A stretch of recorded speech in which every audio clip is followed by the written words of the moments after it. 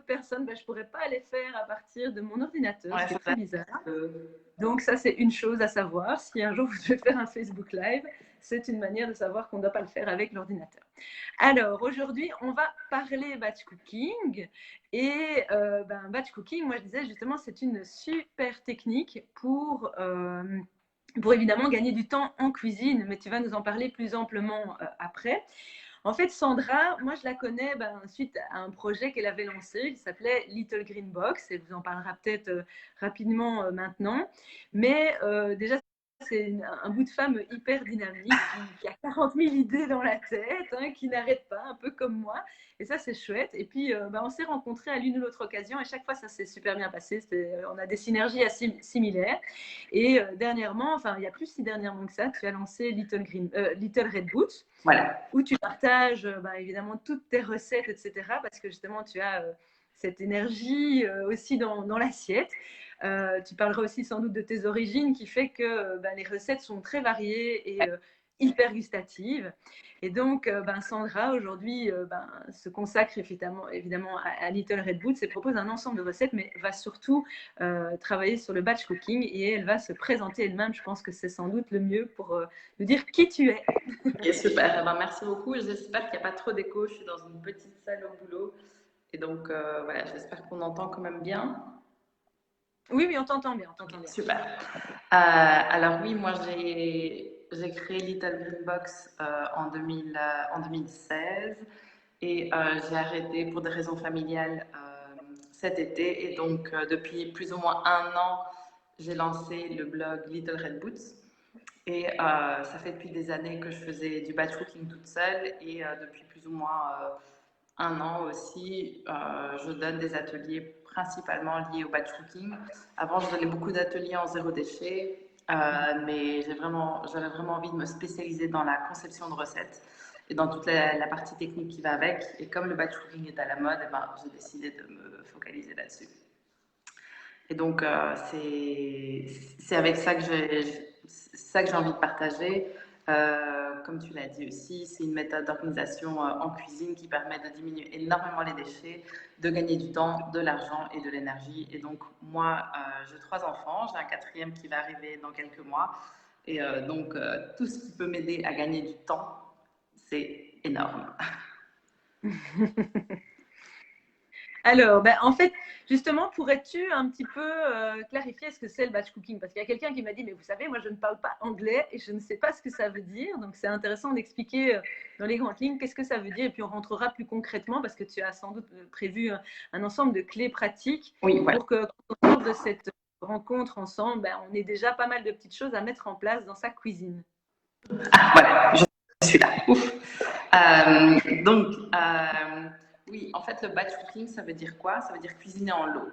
Ça veut dire faire plusieurs tâches, rassembler plusieurs tâches pour les faire en une fois. Parce que mine de rien, quand on prépare son repas tous les jours, et tous les jours, on doit chercher les outils, les ustensiles, sortir la planche à couper, éplucher, découper, faire bouillir de l'eau, etc. Et ça, ce sont des ce sont des secondes, des minutes qu'on accumule. Et si on les rassemble tous ensemble, du coup, on peut gagner quand même pas mal de temps. Moi, je fais du batch cooking régulièrement et j'ai calculé qu'en plus ou moins 2 heures, je cuisine pas plus de 2 heures parce que sinon je suis très fatiguée.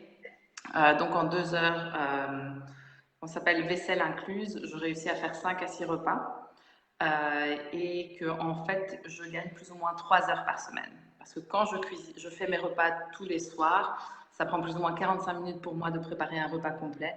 Et donc, si je cumule tout ça, j'en ai quand même pour 3 heures parce qu'en plus, avec le Covid, je fais très souvent le repas du midi et celui du soir. Donc, ça me fait gagner un temps de fou et aussi au niveau financier, mine de rien. Donc, moi, je consomme principalement bio vu que je travaille dans le bio et ça fait partie de mes valeurs et c'est ma priorité. Après, c'est pas la priorité de tout le monde et c'est aussi très bien. On était à plus ou moins, je dirais, 500 euros, 500, un peu plus euros par mois pour nous 5 en nourriture. Aujourd'hui, on est à un peu moins de 400 et puis parfois on se fait plaisir en testant des nouveaux produits, etc.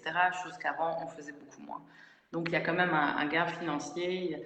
Toutes les clientes que j'accompagne, elles voient une diminution de leur budget de facile 15 à 20%.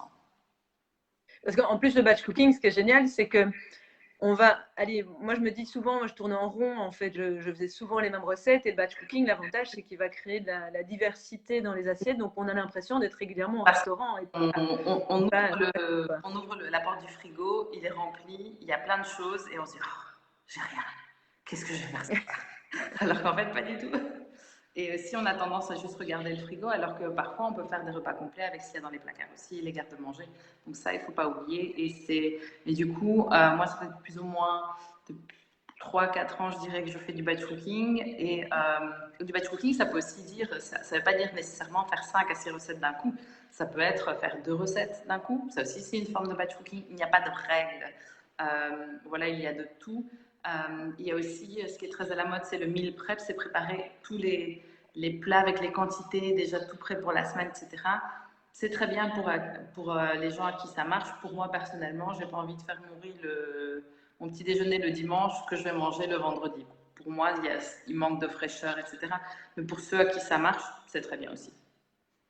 Mais donc, le batch cooking, c'est-à-dire on va prendre un ensemble de recettes, on va se dire j'en fais 3, j'en fais 4, j'en fais 2 pour la semaine. L'idée, c'est de dire je me consacre un temps de la semaine, allez, le samedi ou le dimanche. Toi, tu fais ça généralement le dimanche, c'est ça? C'est ça. Après, quand j'étais indépendante, je le faisais aussi le mercredi. L'idéal, franchement, parce qu'après, je ne parlerai pas beaucoup de congélation aujourd'hui, mais la congélation aussi a ses limites, surtout quand il faut réchauffer les plats congelés, parce qu'il faut les sortir du congèle la veille ou le matin, les mettre dans le frigo, et après aussi, il faut les réchauffer. Donc parfois, on arrive, on a la dalle, on veut un truc en 15 minutes, et en fait, on sort un plat du congèle et ça va prendre 45 minutes pour chauffer. Donc ça aussi, c'est limite.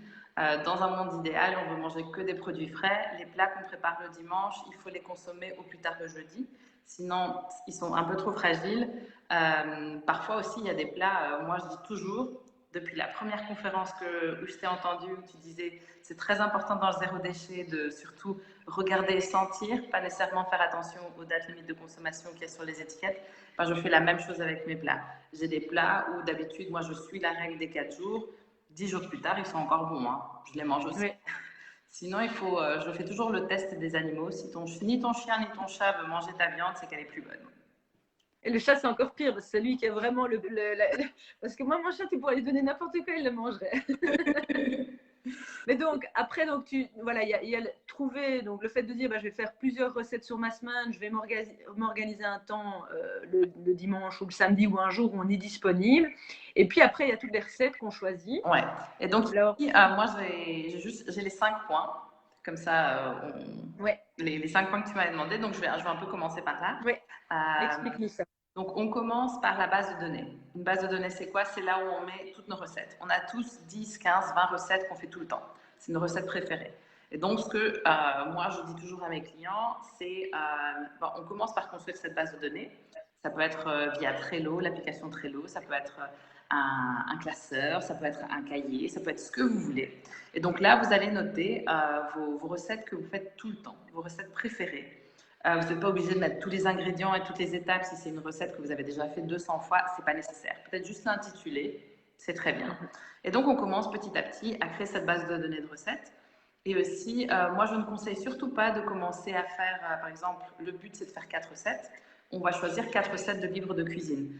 Non, parce que sinon, quand on fait des recettes à base de livres de cuisine, on est tout le temps en train de regarder et on perd beaucoup de temps. C'est pas plus mal non plus. Mais alors, ce que je conseillerais, c'est plutôt de faire 3 recettes que l'on a déjà fait et une nouvelle. Et comme ça, on voit. L'idée, c'est vraiment d'utiliser des recettes que la famille a déjà approuvées, qu'on sait que tout le monde va manger. Et voilà, ça, c'est une option. Après, une fois qu'on a cette base de données de recettes, moi, j'ai des clientes aussi qui déchirent des livres de recettes. Pour moi, c'est un peu sacrilège, mais c'est aussi très bien.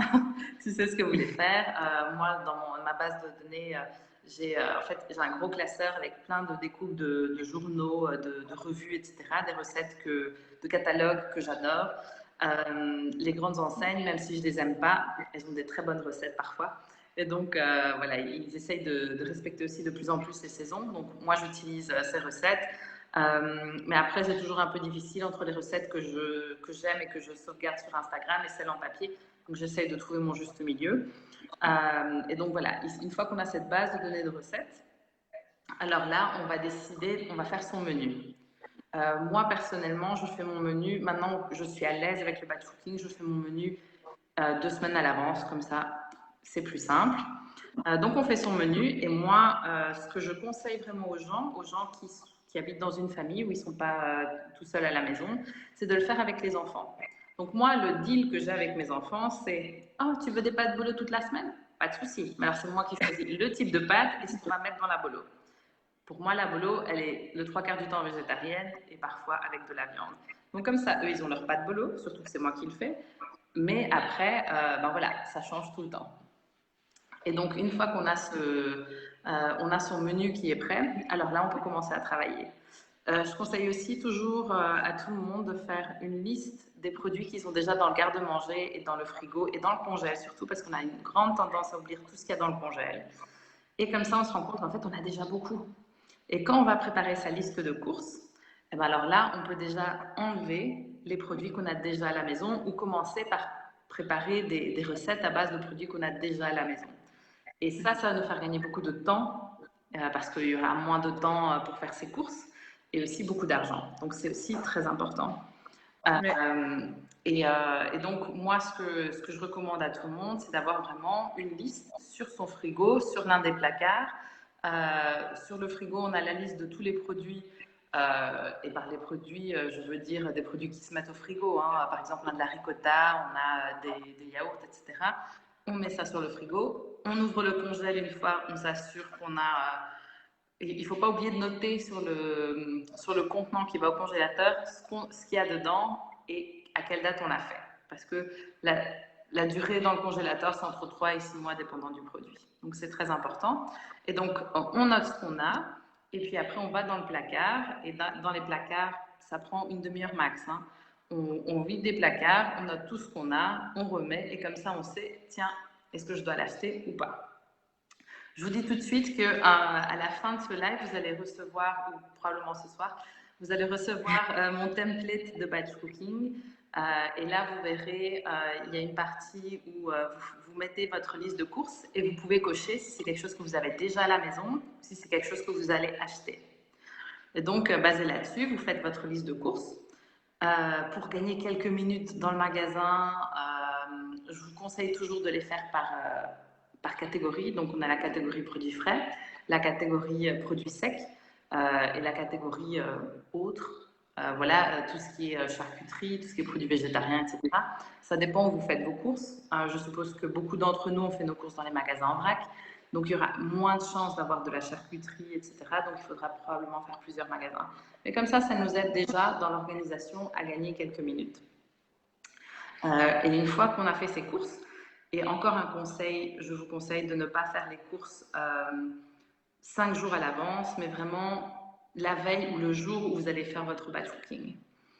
Et une fois que vous avez ça, ben alors vous allez préparer votre batch cooking. Ça veut dire quoi? Et vous allez le voir dans le template, vous avez toute la place pour le faire. Ça veut dire que vous allez commencer à noter les différentes étapes que vous allez préparer. J'ai plein de petits conseils, donc je vais continuer avec mes conseils. Excellent, c'est très bien. Très bien. J'ai plein de questions qui arrivent, mais on gardera après les questions de toute façon. C'est vraiment utiliser tout le matériel qu'on a à la maison. Ça veut dire quoi? Ça veut dire que vous avez un four à vapeur, vous allez essayer d'utiliser pour au moins un plat. Vous avez un four traditionnel, vous allez l'utiliser pour au moins un plat. Vous avez des tacs, vous allez les utiliser pour au moins un plat. Pourquoi? Parce que ça veut dire que vous pourrez lancer les différents fours en même temps. Vous avez les différentes étages pour faire de la vapeur, c'est très bien, vous allez les utiliser en même temps. Et vous allez utiliser toutes les machines que vous avez. Moi, j'ai un cuit-riz, donc ça veut dire que toutes les semaines, je fais du riz. C'est juste toutes les semaines du riz différent. Et donc, comme ça, je peux lancer mon riz, il se cuit tout seul et moi, je ris. Et c'est génial. Et comme ça, on utilise un peu de tout et on peut faire des choses en parallèle. Et c'est ça, surtout, qui va nous faire gagner énormément de temps. Parce qu'à chaque fois, l'idée du batch cooking, c'est de réduire un maximum les temps morts, les temps d'attente. Parce que, par exemple, en semaine, tu vas faire, je sais pas moi, un gratiné, il va cuire 20 à 30 minutes dans le four. Et ben alors là, pendant ces 20 et 30 minutes, tu ne vas pas poireauter, mais tu vas faire autre chose. Tu peux faire un repas entier en 20-30 minutes. Et donc voilà. Et donc tu vas commencer petit à petit à t'organiser. Vous inquiétez pas, quand vous allez recevoir le template batch cooking, vous allez recevoir 2 versions. Une version vide pour vous à remplir et une version remplie, comme ça vous avez déjà une idée de comment s'organiser. Et sinon, un petit truc aussi, c'est donc vous avez tout préparé, vous commencez à écrire les étapes. Je vous conseille vraiment de rassembler tout. Au tout début, vous faites que éplucher et couper. Surtout, n'hésitez pas à demander de l'aide si vous avez d'autres personnes dans votre foyer. N'hésitez pas à demander de l'aide. Moi, j'ai un petit garçon de 6 ans. Quand lui, il aide à éplucher une carotte, pour lui, il a fait tout le batch cooking avec moi. Ce qui est bien, c'est qu'après, il va manger tous les repas parce que lui, il a épluché une carotte. Et donc, il a fait le poisson, il a fait le riz, il a tout fait. Et donc, il va tout manger. Voilà, ça c'est les enfants. Et donc, vous allez préparer vraiment toutes les étapes. Vous allez essayer de, quand vous allez écrire cuisson pendant 30 minutes, vous allez bien sûr ne pas oublier le jour J de mettre un petit rappel, que ce soit le téléphone ou les petites, comment s'appelle, les petits minuteurs, etc. Donc on va utiliser vraiment tous les outils qu'on a à disposition dans la cuisine. Et voilà, vous allez passer une autre étape. Au fur et à mesure de l'expérience, vous allez trouver ce qui vous convient le mieux, dépendant du plan de travail que vous avez, de l'espace, du nombre de tacs que vous avez, du four, etc. Et donc, il n'y a pas vraiment de règles pour organiser. Ce qui est important, c'est d'avoir le moins de temps mort, en fait. Et même si vous avez un temps mort, n'hésitez pas à faire la vaisselle ou à remplir le lave-vaisselle. Moi, ce que je fais souvent, c'est j'essaie d'utiliser un minimum de casseroles et de poêles parce que j'ai pas envie de faire la vaisselle tout le temps. Et donc, moi, ça me dérange pas. Je suis végétarienne, mais ça me dérange pas d'avoir cuit des boulettes dans une poêle et puis après le réutiliser pour cuire autre chose. Moi, ça me dérange pas. Comme ça, toujours un et tu peux rapidement la rincer éventuellement si besoin. Oui, c'est ça, je la rince, je prends un chiffon, je la rince et puis je mets autre chose. Et voilà. Mais parce que moi, je suis très très fainéante en cuisine. C'est bien d'être fainéante en cuisine. Donc, si je peux gagner une minute quelque part, je vais l'utiliser. Sinon, donc, vous êtes prêts pour votre jour J. Le jour J, qu'est-ce que vous faites? Vous mettez la musique, vous écoutez un podcast. Surtout ne regardez pas la télé parce que j'ai déjà fait ça. Et c'est comment cramer toute sa nourriture. Donc, je ne vous conseille pas de regarder la télé, mais mettez de la musique, détendez-vous, faites quelque chose de fun, ça doit rester un plaisir. Moi, je me rappelle au début du batch cooking, quand j'étais vraiment dans le groove et que j'adorais le faire, je faisais tous les week-ends, j'ai commencé à me mettre la pression, oui, je vais faire 10 plats, etc. Ben, en fait, qu'est-ce qui s'est passé? En une semaine, on n'a pas consommé 10 plats et du coup, c'était beaucoup de gaspillage. Et moi, je cuisinais pendant 4 heures. À la fin, le dimanche soir, j'étais sur les rotules et j'avais plus envie. Et donc, moi, je dis à tout le monde, ne pas se mettre la pression, ne pas faire comme moi. Ça doit rester un moment de plaisir et donc mettre dedans toutes les choses qui vous donnent du plaisir. Qu'est-ce qui vous donne envie de cuisiner? C'est d'écouter un podcast sur la musique. Super, faites-le. Vous aimez les podcasts sur la maternité, ben, écoutez votre podcast. Vous aimez écouter la radio, faites-le. Ça doit être un moment de détente. Et c'est pour ça aussi que moi, je préfère faire 5 repas en 2 heures, vaisselle incluse, que de faire 7 repas en 2h30, vaisselle incluse. Parce que moi, plus de 2 heures, ça ne me va pas. Mais ça, c'est moi. Il y en a qui adorent cuisiner 3 heures et c'est très bien aussi. Félicitations. Moi, c'est pas mon truc. Mais tu pourrais le faire en 2 fois dans la semaine, c'est-à-dire tu pourrais dire je fais 2 heures à un moment et puis 2 heures plus tard. Moi, avant ma situation de maintenant, jusqu'à il y a peu, je faisais un mini batch cooking de 1h15 le mercredi et j'avais mon gros batch cooking le dimanche. En gros, c'était ça. Mais c'est parce que ça me convenait, parce que je ne travaillais pas le mercredi après-midi. Et donc, le jour J, je vous conseille vraiment de sortir tout le matériel dont vous aurez besoin. Donc, vous verrez dans le template de batch cooking, vous avez aussi un endroit pour noter tout le matériel dont vous aurez besoin, avec l'exemple aussi. Moi, je garde toujours un verre avec 2 cuillères à soupe et 2 fourchettes dans de l'eau. C'est un peu comme les peintres. Tu vois, quand tu mets ton pinceau dans l'eau et puis après tu vas repeindre et tu utilises une autre couleur, ben moi c'est la même chose parce que je suis toujours en train de goûter s'il y a suffisamment d'assaisonnement, il faut touiller, il faut tout faire et donc j'aime bien toujours avoir des fourchettes et des cuillères propres. Enfin, semi-propres, moi ça me dérange pas parce que je suis la seule qui cuit. Et donc, vous allez préparer le matériel, vous allez sortir toute la nourriture dont vous aurez besoin, tous les ingrédients, comme ça tout est sur la table, si vous avez un plan de travail qui est suffisamment grand, bien sûr. Moi, j'avais une cliente qui avait un petit appart à Louvain-la-Neuve, et donc on avait un système de caisse. Donc, elle organisait, ben, tiens, pour telle recette, je vais avoir besoin de tel ingrédient, et elle les mettait dans une caisse, comme ça faisait une petite tour, elle avait un petit plan de travail, et ça lui convenait très bien. Donc, ça dépend. Moi, j'ai un énorme plan de travail. Et donc, moi, je m'étale à fond. Et ça, c'est moi. Et donc, voilà, vous avez vos ingrédients. Et là, vous commencez à cuisiner. Vous cuisinez dans la bonne humeur. Si, oh, il manque un ingrédient parce que je l'ai d'écrire dans la liste, c'est pas grave. Vous allez vous rendre compte plus tard. Si vous avez oublié dans votre batch cooking de cuire les saucisses, c'est pas grave. Le jour J, vous allez les cuire et c'est pas la fin du monde. Donc voilà, la seule chose, c'est que, par exemple, avec le poisson et tout ce qui est viande, donc vous l'achetez, ça va durer plus ou moins 3-4 jours maximum, le poisson plutôt 2 jours. Et donc, si vous cuisez tout, et ben alors là, vous allez ajouter encore 2-3 jours de limite de consommation.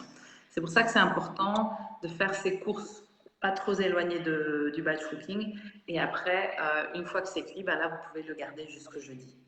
Et c'est pour ça aussi que quand vous organisez votre menu, c'est important de mettre les produits un peu plus sensibles, comme tout ce qui est viande et poisson, en début de semaine. Fin de semaine, mais plutôt des plats qui sont tout ce qui est gratin, etc. Et voilà, et tout ce qui est congelé aussi, parce que parfois aussi on se dit, oh jeudi je vais manger à la maison, mais pour finir hors Covid, je suis invitée quelque part, et ben alors si un plat est congelé, ben, il reste au congèle. Par contre, si c'est un plat frais, ben là on se dit, ok, c'est un peu limite, je vais le manger vendredi, mais voilà, donc c'est vraiment important de s'organiser en amont et de laisser de la place pour l'imprévu. Moi je dis toujours ça. Surtout que j'habite à Moucron, et à Moucron, il y a toujours des imprévus. Mais partout, il y a toujours des imprévus. Tu sais, même à Bruxelles, même en France, à mon avis. Et c'est vrai que, mais quand tu fais ça, donc avec les repas, tu as aussi parfois pas mal de restes aussi. Donc tu peux avoir moi, j'ai les vendredis tapas à la maison. Et ça veut dire quoi? Les vendredis tapas, c'est un très beau mot pour dire les restes. Ça veut dire que, par exemple, on fait des lentilles le dimanche. On mange des lentilles, un lenzotto de lentilles, hein, c'est comme un risotto mais avec des lentilles, le mardi, mais on a encore des lentilles qui restent. Alors qu'est-ce qu'on va faire? On va en faire des boulettes. Ça veut dire que le jeudi, on va prendre, ça va nous prendre exactement 15 minutes. Le vendredi, on va faire des boulettes de lentilles. Et en faisant ces boulettes de lentilles, on va encore prolonger un peu plus la durée de vie des lentilles. Et les boulettes de lentilles, ça peut être avec n'importe quelle lumineuse. Vous mettez chapelure, un oignon haché ou une échalote, un œuf et un peu de persil ou une autre aromate. Vous le mangez avec du yaourt et de la moutarde, une sauce moutarde ou une sauce avec du miel. Et c'est très bon et c'est délicieux. Vous avez déjà un repas tapas que les enfants vont adorer. Donc nous, les vendredis, on prend tous les restes. On ajoute une sauce ou deux, ça dépend de ce qu'on a. Et voilà, et ça dérange personne. Et donc ça, c'est autre chose qu'on peut faire pour recycler un peu les restes de la semaine. Sinon, moi, j'avoue, on mange tellement maintenant avec mon compagnon qui est en télétravail, avec l'ado qui est aussi qui est à la maison le 3/4 du temps. Eh ben, on mange beaucoup du coup, et ben, du coup, il n'y a pas de reste. Et bon, d'habitude, on a des restes et voilà, il faut pas avoir peur de les recycler. Après, il y a tellement de recettes possibles pour recycler. On peut recycler plein de la viande ou des légumineuses en faisant des rouleaux de printemps. On peut tout mixer, faire des soupes. On peut faire des boulettes. Moi, j'adore faire des boulettes. On peut, juste en utilisant des épices aussi, il ne faut pas avoir peur d'utiliser des épices. Je me rappelle que quand j'avais lu le livre de Bea Johnson, un truc que j'ai adoré et qui m'a, moi, énormément facilité la vie, c'est qu'elle disait que elle, quand elle faisait ses courses, tous les vendredis, c'était par exemple pâtes. Mais comme dans les magasins en vrac, il y avait tellement de formes de pâtes différentes, et ben du coup, elle n'avait jamais l'impression de manger la même chose. Et que du coup, tous les vendredis, c'était pâtes, mais une fois, c'était pâtes aux orties, une fois, c'était pâtes aux œufs, une fois, c'était pâtes tomates basilic, après, elle change la sauce. Et donc, comme ça, si vous organisez en disant lundi, c'est gratiné, mardi, c'est poisson, mercredi, c'est boulettes, enfin voilà, ça va aussi énormément vous aider. Parce que vous n'aurez plus à penser, vous allez juste savoir, ben, tiens, j'ai des lentilles à la maison, ben, je vais faire des boulettes de lentilles cette semaine. La semaine prochaine, ça va être des boulettes de pois chiches. La semaine suivante, ça va être des boulettes au maïs. La semaine prochaine, enfin voilà. Et c'est la même chose avec les pâtes. Ici, à la maison, les enfants adorent les pâtes. Et donc, on a des pâtes une fois par semaine, sauf que la sauce change, le type de pâte change. Accompagnement ou quoi. Et aussi, il faut savoir que le jour J, donc vous cuisinez, je ne vous conseille pas du tout de cuire vos pâtes. Il y a certaines choses que vous n'allez pas cuire pendant votre batch cooking. Vous allez les préparer le jour J. Par exemple, les salades. On va préparer la vinaigrette, par exemple, pendant la séance du dimanche. Mais quand on va manger la salade le mercredi, la salade ne sera pas rincée. Parce que sinon, elle va s'oxyder et elle va pourrir. Et donc, on va nettoyer la salade et préparer la salade le mercredi. La vinaigrette sera prête, donc ça va nous faire gagner du temps. Et c'est la même chose pour les pâtes. Les pâtes, on va les cuire le jeudi. La sauce sera prête. Mais les pâtes, ça va nous prendre 10 minutes. Donc, il faut, pour le batch cooking, pour certaines recettes, ça va juste être pouf, je mets au four et c'est prêt. Ou je mets au micro-ondes et c'est prêt. Mais il y aura peut-être des petites choses à préparer, des choses qui principalement, tout ce qui prend moins de 10 minutes, on essaye de le faire en frais. En frais. Et tout ce qu'on peut faire en amont, ben, on va le faire pendant la séance du batch cooking.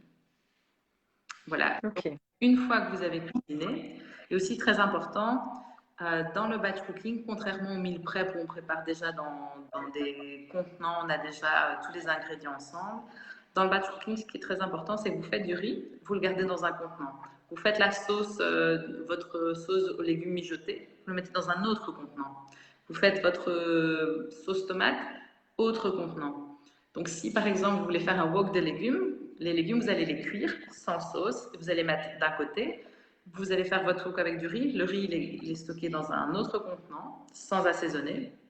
Et le jour J, vous avez votre wok, vous mettez le riz et les légumes ensemble, et là, vous assaisonnez, et là, vous réchauffez. Pourquoi? Parce que sinon, si vous faites tout le plat déjà ensemble, sauf c'est pas la même chose pour les plats gratinés. Hein. Là, on fait tout le plat et on met au four. Alors, le riz va être imbibé de la sauce, et du coup, ça va être de la miche popote. Ça va pas. Ouais. Il aura absorbé tout le liquide, quoi. Et je connais aussi des clients pour qui ce qui marche le mieux, c'est je vais au marché, je vois ce qu'il y a de saison, je ramène à la maison, je cuis tout séparément. Et puis le jour J, je regarde qu'est-ce que j'ai. J'ai du quinoa, j'ai des lentilles, j'ai du riz. Aujourd'hui, qu'est-ce qu'on va manger? Bon, on va manger du quinoa avec, tiens, ici j'ai trois comment s'appelle, bocaux avec remplis de légumes cuits. Ben, je vais prendre celui-là et celui-là. Et le lendemain, je verrai. Donc, c'est aussi une autre manière de faire du batch cooking, d'avoir que des ingrédients séparés et de les mettre ensemble selon les envies du jour. Ok. Et donc, si maintenant, tu vois, il y avait quelqu'un qui disait justement, mais moi, je suis débutant, vraiment, et ça me fait un peu peur. Hein, il y a des gens qui disent, ah, ça me paraît très compliqué. Et je pense que c'est juste de bien assimiler le concept et de pouvoir comprendre comment se structurer. Et comme tu dis, bah, ils vont recevoir le canevas standard qui permet de structurer leur semaine. Voilà. Mais donc, après, si, tu vois, par exemple, quand tu dis, il y a Siri qui se met en route, je ne sais pas pourquoi, c'est super.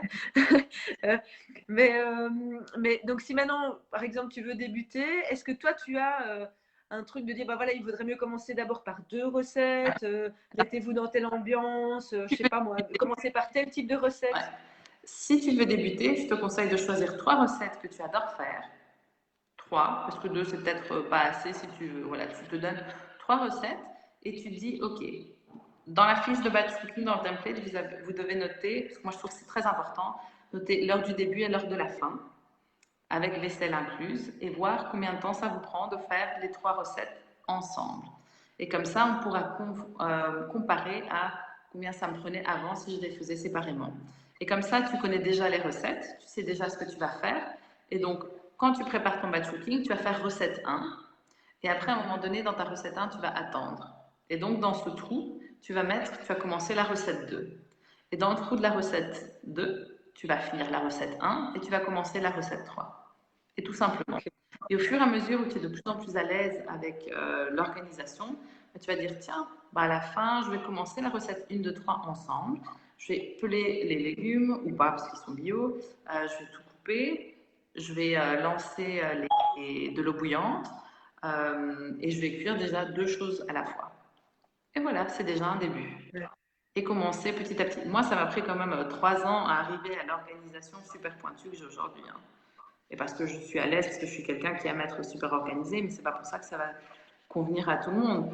J'ai des clientes qui, dans mon template batch cooking, elles font pas le pas 2 et 3 parce qu'elles s'en foutent, elles ont une autre manière de s'organiser. L'idée, c'est vraiment, il n'y a pas de règle dans le batch cooking, c'est vraiment de faire ce dont on est à l'aise, ce qui nous convient, notre réalité, et que ça reste surtout une source de plaisir. Je veux pas le dire suffisamment, mais ça doit rester un plaisir. Je connais des gens qui sont très fiers de mettre la photo de tout ce qu'ils ont fait, mais ils ont cuisiné pendant 4 heures et à la fin, ils ne veulent plus rien faire. Quoi. Ouais. Pour moi, peut-être que pour certaines personnes, c'est ça leur source de plaisir et c'est très bien aussi. Pour moi, c'est je cuisine 2 heures, mais après, j'ai encore envie de faire des choses et de ne pas avoir l'impression que je dois cuisiner pendant 2 heures. Ça doit rester oui, que ça devienne corvée le dimanche après-midi et que tu n'as plus oui, que ça. Enfin, voilà. J'ai envie de passer du temps avec mes enfants. C'est pour ça que je le fais aussi.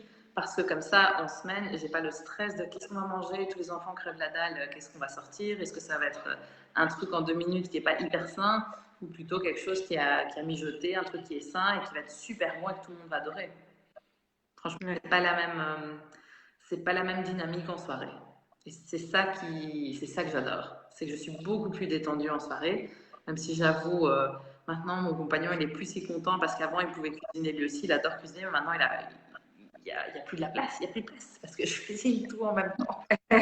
Mais il peut t'aider parce que moi, par exemple, je fais ça avec mon mari. C'est lui, mon mari qui cuisine normalement et on fait ensemble, quoi. Ouais. Non, ici, moi, je fais une montagne de vaisselle, surtout quand je fais de la pâtisserie. Et c'est lui qui fait tout. Et aussi, petit à petit, vous faites 3 recettes salées, mais pourquoi pas faire une pâtisserie en même temps? La pâtisserie, d'habitude, il faut laisser le temps que ça lève, reposer, etc. Et d'habitude, quand on fait des pâtisseries, on n'a pas la patience. Et donc, on essaye de gratter sur le temps parce qu'on a envie de manger les biscuits. Et bien là, on fait le batch cooking, on a le temps. Et donc, on va laisser que la masse gonfle, etc. On aura une meilleure pâtisserie. Donc, voilà, ça j'adore. Et aussi, je voulais juste terminer avec mon dernier pas. Le 5e pas, c'est la conservation. Donc, on va cuisiner. On va tout laisser, tous les contenants qui vont au frigo, on va les laisser reposer 15 minutes pour qu'ils refroidissent. Après, on les met au frigo. Voilà, on va se rappeler qu'on a plus ou moins 4 jours pour tout manger. Et tout ce qui va au congèle aussi. Et donc, rappelez-vous, le congèle, la veille ou le matin même où vous allez réchauffer, on le met au frigo dans la partie la plus froide.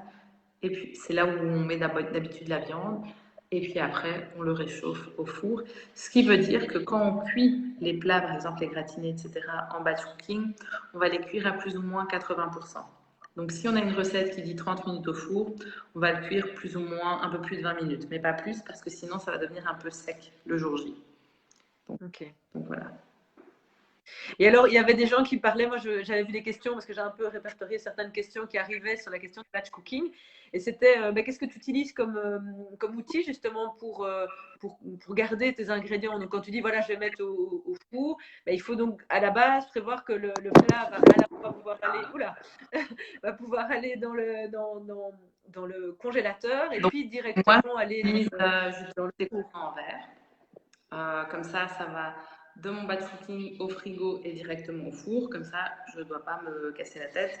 Et en plus, au fur et à mesure que j'ai fait du zéro déchet, pour moi, le verre est devenu une évidence. Après, c'est parce que c'est pour moi. Je sais aussi qu'il y a des contenants sous vide qui peuvent qui peuvent faire que les produits ne vont pas durer 4 jours, mais plutôt 7. Mais ils sont très chers. Et si je peux vous donner un conseil, un seul conseil dont vous allez vous rappeler, c'est ne pas investir dans des dans des machines et dans des gadgets pour vous aider au batch cooking avant que vous soyez super à l'aise.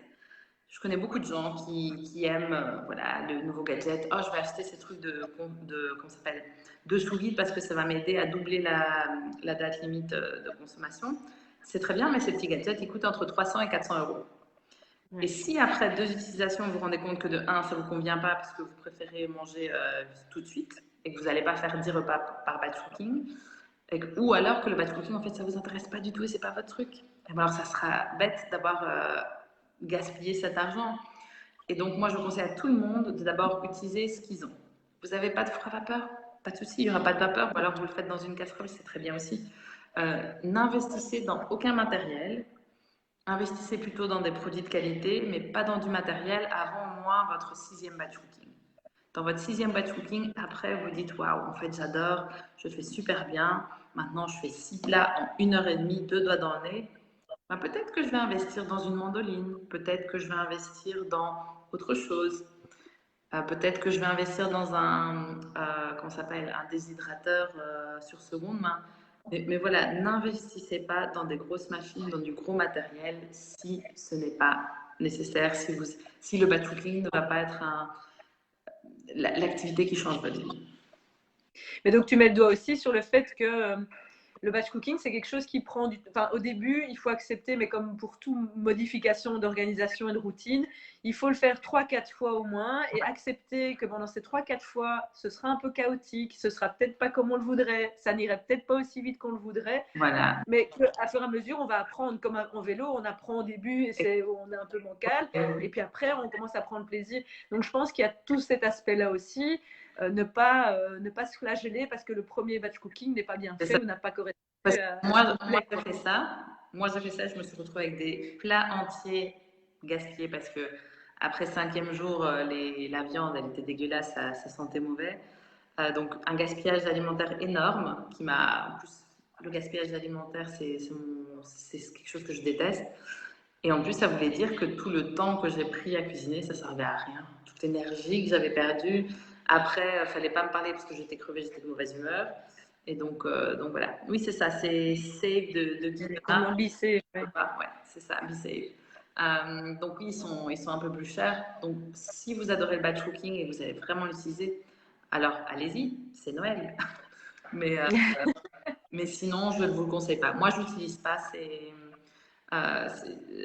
les sous-videuses. Je ne les utilise pas, je n'en ai pas besoin. Ce n'est pas une nécessité pour ma préparation.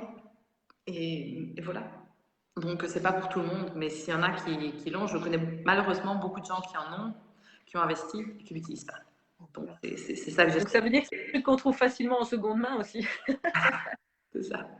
Mais après, c'est vrai que, tu vois, cette question-là, en fait, c'est se dire, bah, de toute façon, si on veut pouvoir le conserver plus longtemps, c'est qu'on a peut-être mal évalué, en fait, le temps, ce qu'on a besoin. Donc, focalisons-nous sur 3-4 jours et se dire, maintenant, ces 3-4 jours, j'ai de quoi me nourrir et j'ai sans doute des restes qui vont venir ou j'aurai un imprévu, on aura envie de commander ou quelque chose comme ça. Et donc, ta semaine, en fait, moi, je me rends vite compte qu'en faisant ça, en préparant, en mettant, tu vois, mon menu et me dire, j'en prévois 5 et j'ai toujours 2 jours sans rien, où on ne sait pas trop, on verra ce qui reste, parce qu'en bout de course, ben, la recette demandait de faire, je sais pas moi, mettre telle quantité d'ingrédients et puis on adapte un petit peu ou quoi. Eh ben, il nous reste encore, et donc ça permet de dire, ben, on a toujours moins de risques de gaspillage, tandis que même malgré le fait de mettre sous vide, on risque de gaspiller, puisqu'on va accumuler dans le congélateur. Donc c'est pour ça aussi que c'est très important de faire au tout début une liste de ce qu'on a dans le congélateur, parce qu'on ne le voit pas, et donc on oublie. Et ce qu'on ne voit pas, on oublie qu'on a, et donc on rachète et on refait. Et surtout, ne faites pas comme moi. Je me suis retrouvée avec beaucoup de bocaux où j'avais oublié, parce que j'ai accouché il n'y a pas longtemps. Et donc j'avais fait plein de bocaux, de plein de nourriture pour après l'accouchement, pour être super zen et tout. Mais je n'ai pas noté dessus ce que c'était. Donc je me suis retrouvée avec plein de bocaux un peu rouge-orange. Je pensais que c'était une sauce tomate, mais non, c'était autre chose. Il y a eu des bocaux que j'ai ouverts 9 mois après et c'était indéterminé ce qu'il y avait dedans. Donc j'ai décidé de pas manger. Donc voilà, maintenant je note bien ce que c'est. Parce que et j'ai une liste sur mon frigo où j'ai ce que j'ai. Et comme ça, on sait, tiens, vendredi, je termine de travailler plus tard, j'ai surtout pas envie de faire à manger, on va manger un plat congelé. Et puis parfois, on se dit, OK, maintenant, le congélateur il est bien rempli, donc on va sortir un maximum. Et on se dit toutes les semaines, 1 ou 2 plats congelés. Et voilà. Donc c'est comme ça qu'on marche pour diminuer le gaspillage alimentaire aussi. Et tu notes sur ton papier et sur la boîte aussi ou comment... Toujours sur la boîte et puis après sur mon papier. Après, sur mon papier, c'est juste, je regarde qu'est-ce qui reste et voilà. Ok. Et il y avait donc, attends, je regarde un petit peu les autres questions qu'on avait. Ben, ça reste, la question du temps reste quelque chose de, tu vois, quand je parle du batch cooking, ils me disent, ouais, mais attends, 2-3 heures, c'est jamais possible. Ah, si, bien sûr. Mais moi, j'y crois et je leur dis, si, il faut faire le test, il faut essayer. Mais après, je pense que c'est aussi une question, de nouveau, on revient sur ce que j'avais dit juste avant, c'est la question de régulièrement le faire pour devenir de plus en plus rapide. En fait, moi, je me rends compte avec les biscuits, par exemple, de mes enfants. Au début, quand j'avais commencé à faire les biscuits, ça me prenait des heures, enfin pas des heures, mais c'était compliqué parce qu'il fallait que je comprenne bien la recette. Maintenant, je prends ma recette pour juste pas oublier les ingrédients, mais je sais les étapes, et donc ça va très vite et je peux me permettre de doubler, tripler la quantité parce que je sais que ça va bien fonctionner. C'est ça aussi, c'est pour ça que je conseille toujours de commencer avec des recettes qu'on a l'habitude de faire, parce que du coup, les différentes étapes du batch cooking et l'organisation vont être super simples, parce qu'on a l'habitude de faire et on ne va pas être tout le temps sur son papier en train de regarder. Moi aussi, ce que je fais aussi, c'est qu'au fur et à mesure que je fais les étapes, donc j'ai toujours un bic à côté, je les raye et comme ça, je sais que je dois, quand je viens, qu'est-ce que je dois faire maintenant? Je vois direct la prochaine ligne qui n'est pas rayée. Et voilà, ce sont plein de petites choses que j'ai appris au fur et à mesure, mais peut-être ça me convient, peut-être pas à d'autres. Et donc, il faut tester pour savoir ce qui marche pour chacun. Ouais. Et il y avait quelqu'un qui disait, tiens, quand on est plusieurs dans la famille, c'est bien de mettre une liste, mais peut-être qu'on a des organisations différentes dans la manière de mettre les aliments dans le congélateur, de noter, etc. Donc, comment ton compagnon qui t'aide, comment est-ce que vous vous organisez pour que vous ayez le même type d'organisation tous les deux, quoi? Alors déjà, il a une écriture horrible. J'espère qu'il regarde la vidéo. Mais je me fous toujours sa gueule que c'est pire qu'un médecin. Et donc, d'habitude, c'est moi qui écris sur les boîtes, enfin sur les contenants. Mais sinon, sur les contenants, pour le congèle, on écrit juste la date à laquelle on a cuisiné le produit et ce que c'est. C'est tout. On n'a pas besoin de plus d'informations. Et après, si le 3/4 du temps, on oublie de le mettre sur la liste, c'est pas grave. Il faut juste regarder et on le trouve. Sinon, on a aussi, après s'être engueulé quelques fois, on a revu comment bien ranger les affaires dans le frigo. Mais voilà, c'est facile. À la fin, quand tu fais ton batch cooking, tu dois vider des choses parce qu'il n'y a pas nécessairement de la place pour tout. Et donc là tu vois. Et par contre, ce qui marche très bien, c'est d'avoir la liste des recettes des plats qu'on va manger cette semaine sur le frigo. Comme ça, on sait exactement. Et si je ne suis pas là, parce que il est en télétravail, donc il est prêt avant moi, avant que je rentre du boulot. Et donc, il sait très bien ce qui va être fait. Et puis, il voit ce que je cuisine le dimanche parce qu'il goûte tout. Il met son doigt dans tout. C'est pas très Covid, mais bon. Ça reste entre vous. Et donc, il sait ce qu'on va manger. Et puis, en plus, on a fait comment ça s'appelle? On a fait le menu de la semaine ensemble. Et c'est pas parce qu'on a fait le menu qu'on peut pas décaler ou changer des choses en dernière minute parce qu'on a envie. Mais donc, ça nécessite peut-être d'être bien, si maintenant soit on a des zones de recettes que l'autre connaît aussi et sait que les recettes se trouvent là, soit il faut noter, peut-être dire, voilà, c'est lié à telle recette dans tel bouquin. Et aussi, dans le template de batch cooking, tout en bas, la dernière étape, c'est de noter qu'est-ce qu'il faut faire le jour J. Donc, il faut réchauffer le riz, réchauffer les légumes et préparer la sauce avec tel ingrédient le jour J. Et donc, toi, ton canevas, tu vas le faire quand? Tu vas le faire, donc tu vas te mettre un jour spécifique. Donc, moi, canevas. Donc, on fait les courses le samedi parce que je travaille en semaine. Et donc, le vendredi soir, tranquillou, le vendredi soir, on est plus détendu, c'est notre soirée tapas. Et là, on prépare la semaine suivante. Ok. Je vais un peu regarder maintenant ce qu'il y a comme questions qui sont arrivées. Il y en a beaucoup, hein. On est super actifs, c'est génial. Juste une question par rapport à là, parce que mon téléphone, il est... Ah oui, mais c'est pas évident sur un petit écran, j'avoue. J'aurais préféré sur l'ordinateur. Alors, je prends comme ça. Attends, je regarde un petit peu. Je suppose que certaines routines. Attends, je vais regarder ici. Attends, il y a une recette. Donc, ceci suppose une certaine routine et lassitude alimentaire. Cependant, il n'existe pas de livre, de site qui propose des recettes nouvelles, simples, efficaces qu'on peut mettre en application rapidement sans qu'on mange trop la même chose. Alors, moi, j'ai fait, donc sur mon blog, c'est littleredboots.be, j'ai fait il y a peu un post sur le blog. Le blog est totalement à refaire, mais la partie blog marche très bien. C'est 150 recettes à faire pour le batch cooking. Et en fait, il y a plein de catégories que je n'ai même pas fait, tellement ça s'est vite rempli. Donc là, vous avez pas mal d'idées. Après, vous pouvez aussi acheter des livres sur le batch cooking. Ils ont des chouettes recettes. Le seul problème avec les livres de batch cooking, il y a toujours une intro où ils parlent de la conservation, de l'organisation et tout ça, ce qui est toujours très intéressant. Mais le problème, c'est qu'après, ils vous proposent toujours les recettes par semaine. Donc, s'il y a une recette que vous n'aimez pas, c'est embêtant parce que c'est difficile de enlever toutes les étapes, etc., de décortiquer. Et donc, moi, je vous conseille quand même, c'est une question qui revient souvent, livre de batch cooking versus livre de cuisine. Moi, je préfère les livres de cuisine, mais l'intro des livres de batch cooking. Donc, voilà, moi, je pense que depuis que je me suis lancée dans le batch cooking, j'ai eu en ma possession une trentaine de livres de batch cooking, mais il n'y en a aucun, à part celui de Cuisine Addict, mais pas trop non plus, à part les intros que je trouvais super intéressantes toutes, il n'y en a aucun qui était suffisamment comme les recettes que moi j'adore, contrairement au livre de Ottolenghi, qui est mon chef préféré, où là, toutes les recettes me donnent l'eau à la bouche, etc. Donc voilà, mais peut-être que vous allez trouver un auteur de batch cooking que vous adorez et que vous adhérez à toutes ces recettes et que ça va être votre bonheur. Surtout que maintenant, pas il y a plusieurs années, mais maintenant, toutes les recettes de batch cooking sont faites par saison. Et donc ça, je trouve que c'est très bien, c'est beaucoup plus facile de s'y retrouver. Alors moi, il y a une difficulté que je rencontre parfois, c'est que tu vois, je suis livrée par un groupe d'achat, donc je reçois mes produits un peu comme ça, donc Ouais. je découvre un samedi sur deux ce que je vais avoir dans mon panier.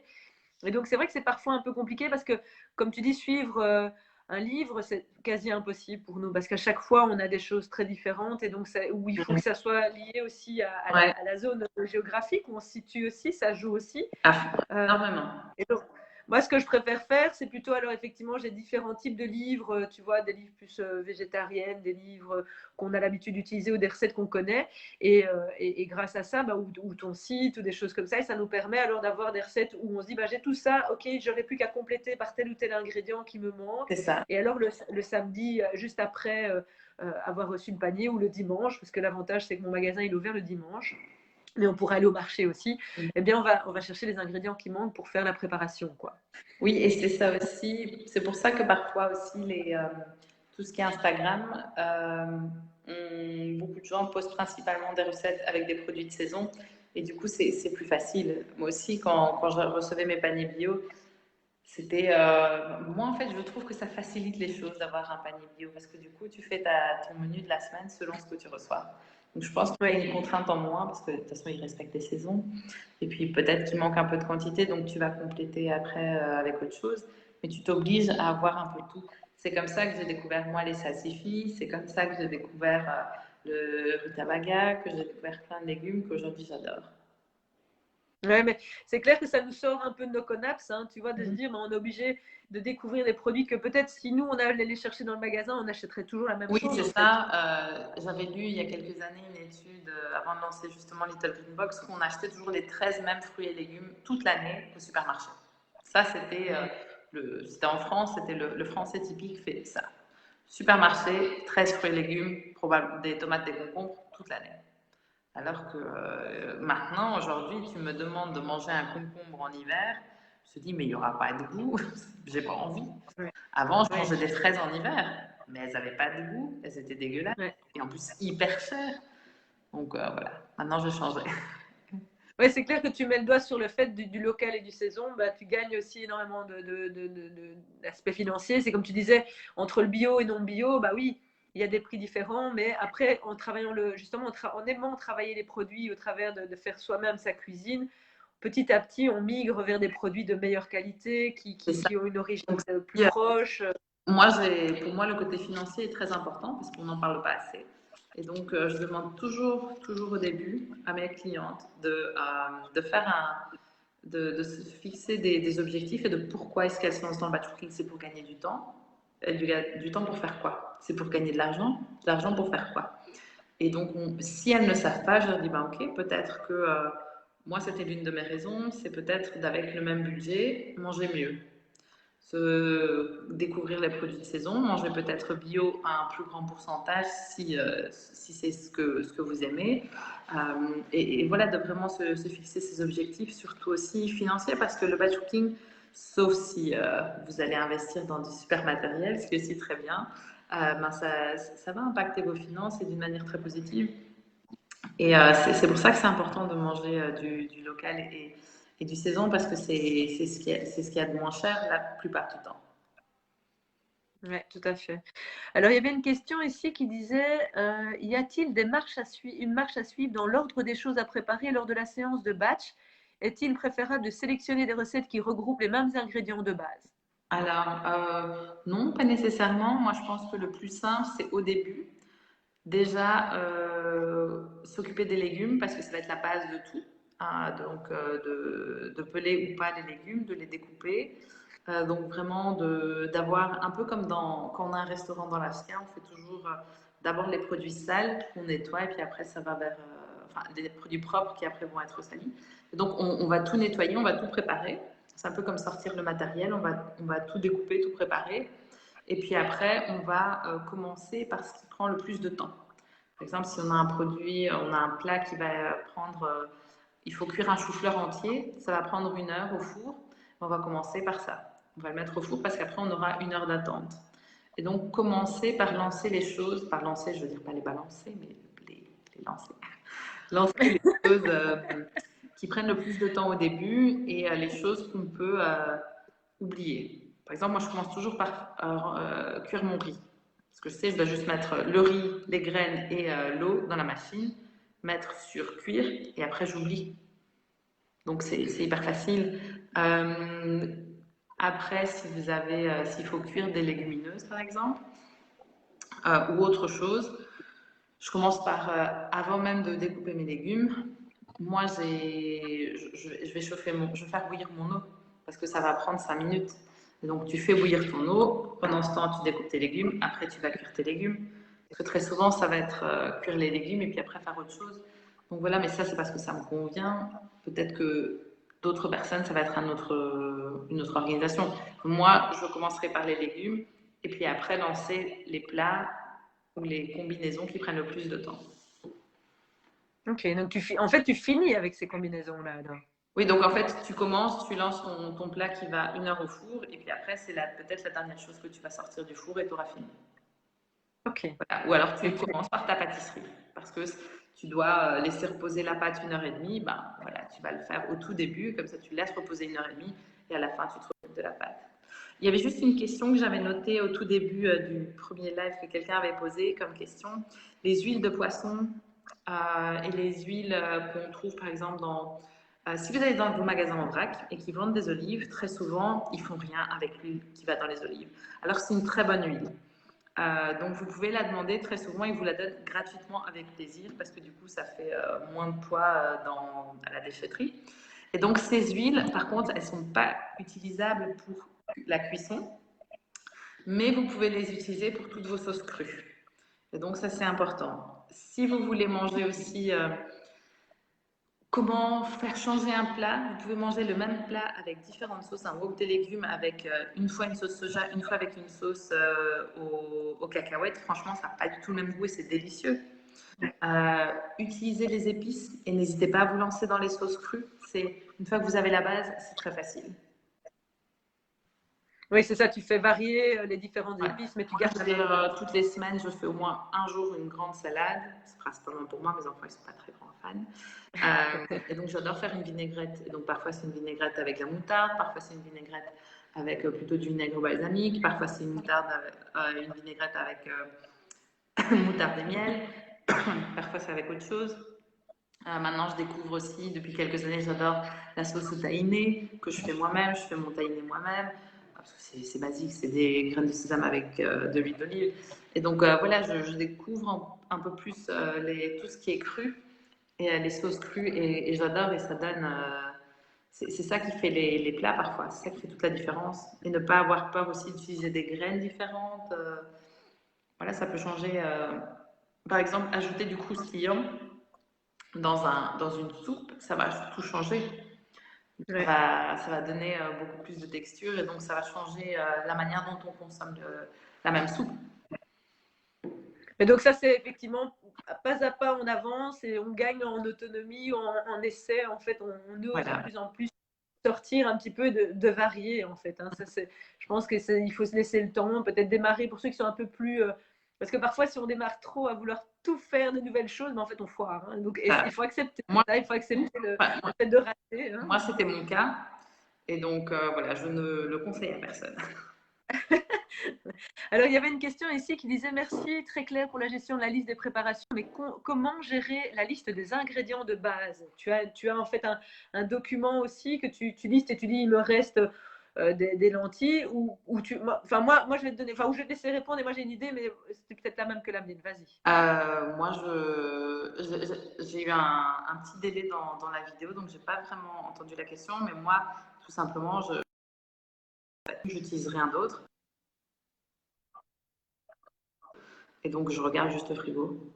Et je fais beaucoup de choses en dernière minute. Et voilà. Ah oui. Mais nous, ce qu'on va faire plutôt, c'est, tu vois, on a les bocaux qui sont déjà une très belle manière de voir ce qui reste assez facilement. Oui, comme moi, j'ai des bocaux en verre, c'est hyper facile. Voilà, tu vois assez vite, tandis que quand c'est emballé, on ne le voit pas. Et alors, nous, ce qu'on a, c'est qu'on a d'office un petit papier qui traîne et on y met ah oui, tiens, ça, on a vidé tel truc. Ben, d'office, ça va être mis sur la liste parce qu'on a les incontournables. Comme toi, tu dis, ben, tout ce qui est lentilles, pâtes, riz, on va avoir tout ce qui est les noix, les graines. Donc, il y a des produits qu'on a en continu toujours disponibles parce qu'on sait qu'ils ont plusieurs finalités et que c'est quelque chose qu'on consomme régulièrement. En fait. Et aussi, vous pouvez utiliser la liste que vous mettez sur votre placard où vous notez tout ce que vous avez. Et ben, quand c'est barré, vous savez, ah tiens, je dois remplir, pas pour mon batch cooking, mais j'ai besoin de farine, j'ai plus de farine, ben, je vais l'ajouter. Ouais. Et sinon, c'est pas grave s'il manque quelque chose. Ben ça t'oblige alors à réfléchir différemment et ou soit de courir en urgence chercher le produit, soit de dire comment je fais sans. Quoi, moi, ce que je fais très souvent aussi, c'est comme je fais le même tour de mon magasin en vrac, je regarde chaque chose. Ah, j'ai ça. Et puis parfois, ça m'arrive aussi que je fais pas de liste et que j'ai oublié de noter ou que je vois la farine et je me dis ah tiens, je pense que j'ai plus de farine, je vais remplir et en fait j'en avais et c'est pas grave. Tout à fait. Voilà. Alors, il y avait ici une intervention de Sarah que je trouve intéressante qui disait « Moi, mon batch, c'est cuisiner pour 4 chaque soir. On est 2, on mange 2 portions le soir et 2 portions le lendemain midi. Ça évite l'achat de sandwich le midi au boulot et ça évite de cuisiner le lendemain midi si on est au télétravail. » Donc, effectivement, il double les quantités. Quoi. Et aussi, c'est aussi, donc moi je suis chilienne, comme tu parlais de mes origines, je suis hongroise chilienne. Et donc moi, pendant toute ma vie, on a mangé des repas chauds à midi et le soir. Le tartine, c'est très belge. Manger des sandwichs, j'ai jamais fait de ma vie. Et donc quand je suis arrivée en Belgique, j'étais surprise que tout le monde mangeait un sandwich tous les midis. Après, c'est très bon aussi, hein, je l'ai fait. Mais maintenant, avec le Covid et le fait qu'on a fait du télétravail pendant longtemps, on a recommencé à la maison aussi de manger ce qu'on avait à la maison. Donc le batch cooking a pris encore plus de son importance. Et en fait, on s'est senti beaucoup mieux. Et aussi notre budget, les cartes Sodexo et tout ça que tu as de ton employeur parfois, eh ben, on ne les utilisait pas du tout. Donc en fait, on a gagné énormément d'argent parce que mon compagnon qui travaille dans une grosse multinationale, eh ben, du coup, il avait plus ses 5 à 10 euros. En plus, il travaillait à Bruxelles. Donc il avait plein de restos autour de son lieu de travail. Eh ben, il avait plus ses 5 à 10 euros par jour, mais on mangeait la même chose le soir. Les restes, c'était OK, qu'est-ce qu'on peut manger comme reste? On va manger ça. Parfois, tu n'avais que du riz, je peux ouvrir un bocal moi j'adore les petits pois. Je vais ajouter une conserve de thon, voilà, avec ma maille maison que j'ai dans le frigo. Et voilà, on avait un repas. Tout simple. Et à midi, ça ne me dérange pas de manger des restes et c'est hyper bien. Et je trouve que c'est hyper sain de manger chaud à midi et le soir.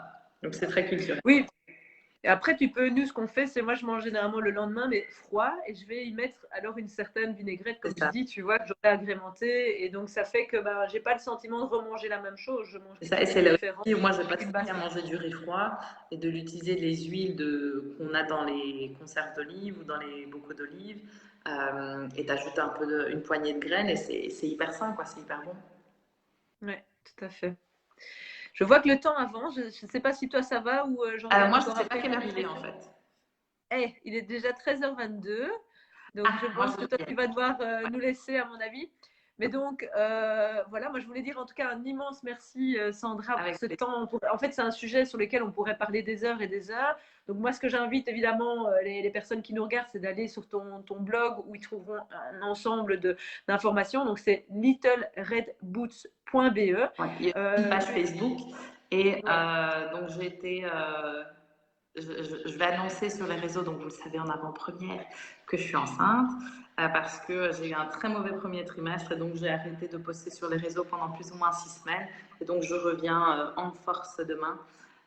Donc voilà. Et puis aussi, je donne des ateliers spécifiques dans le batch cooking, c'est un peu comme aujourd'hui, mais un peu plus long. D'habitude, c'est 1h30 et c'est plus sur l'organisation. Et donc voilà, ça c'est via Locado, etc. Et donc tout est en ligne maintenant jusqu'à septembre 2021. Et donc voilà. Et sinon, comme partout sur Internet, on peut trouver tout de manière gratuite. Il faut juste chercher. Et j'ai de plus en plus d'articles sur le batch cooking sur mon blog et il y en a encore plein qui vont sortir. Donc n'hésitez pas à me suivre sur les réseaux sociaux. C'est Little Red Boots sur Facebook et sur Instagram. Et je vais avoir pas mal de nouveaux articles qui vont sortir à partir de janvier parce qu'en décembre, je vais vous partager mon menu, différentes possibilités de menus de fin d'année en mode local et zéro déchet et qu'on peut facilement faire en mode batch cooking. Ah, bien, on est impatients. Mais en tout cas, de toute façon, tous ceux qui étaient inscrits à la session, à la semaine du zéro déchet via le lien que j'ai cité au début, mais qui était dans l'autre vidéo, qu'il faudrait là. Donc c'est semaine, donc académie0déchet.com/semaine-ZD. Si vous êtes bien inscrit à cet endroit-là, eh bien d'office vous recevrez un mail ce soir avec un petit condensé rapide de ce qu'on a abordé ici dans la vidéo et aussi le canevas que Sandra a la gentillesse de nous partager et qui permettra à tout un chacun de se lancer dans cette belle démarche pour limiter le gaspillage, gagner du temps dans la cuisine, prendre plaisir à manger des bonnes choses et se rendre compte qu'effectivement, moi je l'ai fait avec mon mari et le jour où on a débuté ça, on s'est dit oh, mais on a du temps ce soir, on avait l'impression que la soirée commençait. Au début, je me disais, qu'est-ce que je vais faire? J'ai 40 minutes. Oh mais on a toujours quelque chose à faire sur les 40 minutes, ne te tracasse pas. Mais bon, voilà. En tout cas, Sandra, un immense merci pour ta générosité, ta présence. Tu as disparu, voilà, tu es réapparu. Merci aussi d'avoir fait ça sur le temps de midi alors que tu travailles, tout ça, c'est pas évident. Ouais. Et puis je dis à toute la communauté à bientôt. Continuez à rester sur le groupe La Tribu Zéro Carabistouille. Et puis voilà, on continue la semaine. Ouais. Ciao, à bientôt. tout le monde. Au revoir tout le monde. Bye bye.